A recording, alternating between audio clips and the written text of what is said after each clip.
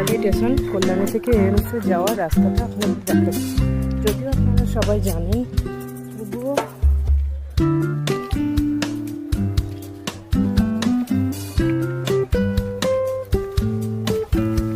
কারণ যদি কোনো সুবিধার্থে লাগে তাহলে এটা দেখতে পাবেন।